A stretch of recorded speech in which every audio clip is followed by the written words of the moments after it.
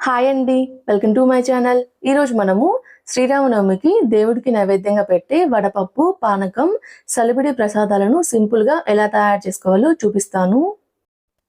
ఇప్పుడు ఒక గిన్నె తీసుకొని ఇందులో 1 కప్పు పెసరపప్పు వేసుకుంటున్నాను. ఇలా వేసుకొని ఇందులో నీళ్లు పోసుకొని శుభ్రంగా 2-3 సార్లు పెసరపప్పుని కడగాలి. ఇలా పెసరపప్పు 2-3 సార్లు శుభ్రంగా నీళ్ళతో కడిగిన తర్వాత ఇప్పుడు ఈ పప్పు నిండేంత వరకు నీళ్లు పోసుకొని ఒక అరగంట పాటు నానబెట్టుకోవాలి.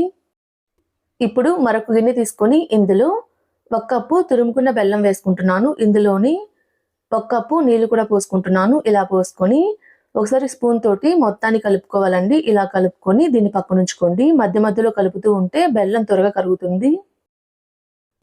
ఇప్పుడు ఒక చిన్న ప్లేట్ తీసుకొని ఇందులో ఒక పావు కప్పు తురుముకున్న బెల్లం వేసుకుంటున్నాను. ఇలా వేసుకొని ఇందులోని ఒక అరకప్పు బియ్యపిండి వేసుకుంటున్నాను. ఇక్కడ నేను పొడి బియ్యపిండి తీసుకున్నాను. ఇలా తీసుకుని ఇందులోని ఒక పావు టేబుల్ స్పూన్ ఇలాచీ పౌడర్ వేసుకుంటున్నానండి. ఇలా వేసుకున్న తర్వాత మొత్తాన్ని కలిసే విధంగా ఒకసారి కలుపుకోవాలి.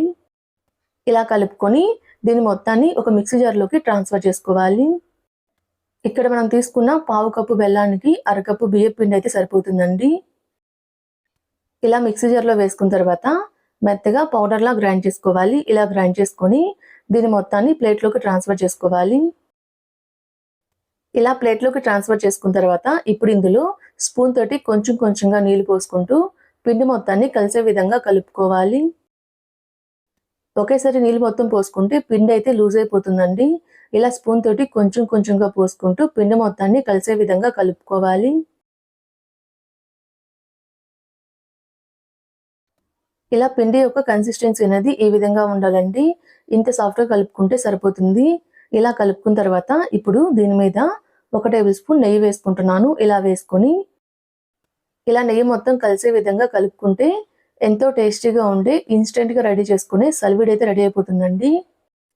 ఇలా రెడీ చేసుకున్న చలివిడిని ఒక గిన్నెలో పెట్టుకుని పక్కన ఉంచుకోండి. ఇప్పుడు ఒక చిన్న రోల్ తీసుకొని ఇందులో 1 టేబుల్ స్పూన్ మిరియాలు, 4 యాలకులు ఇలా వేసుకొని మొత్తాన్ని మెత్తగా దంచుకోవాలి. ఇలా మెత్తగా దంచుకోవాలండి. ఇలా దంచుకుంటే సరిపోతుంది.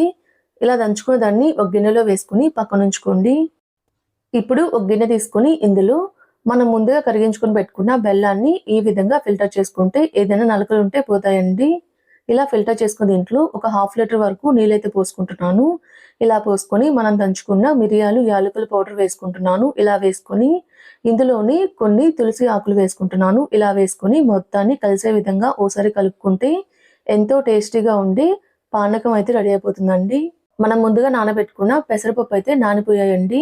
ఇలా చేత్తో తుంచితే తునిగిపోవాలండి. ఇలా నానిపోయినట్టు ఇప్పుడు వీటి మొత్తాన్ని ఒక స్ట్రైనర్ సహాయంతో ఇందులో ఉన్న వాటర్ మొత్తాన్ని వంపేసుకోవాలి. ఇలా వంపేసుకున్న దాన్ని ఒక గిన్నెలో వేసుకొని దీన్ని కొంచెం బెల్లంతో సర్వ్ చేసుకుంటే ఎంతో టేస్టీగా ఉండి వడపప్పు అయితే రెడీ అయిపోతాయి. శ్రీరామనవమికి ఇన్స్టెంట్గా రెడీ చేసుకుని ప్రసాదాలను ఎలా తయారు చేసుకోవాలో చూసారు కదండి. మీరు కూడా ట్రై చేసి ఎలా వచ్చాయో నాకు కామెంట్ చేయండి. మా వీడియో ఫస్ట్ టైం చూస్తున్న వాళ్ళైతే మా ఛానల్ని సబ్స్క్రైబ్ చేసుకోండి. Thanks for watching.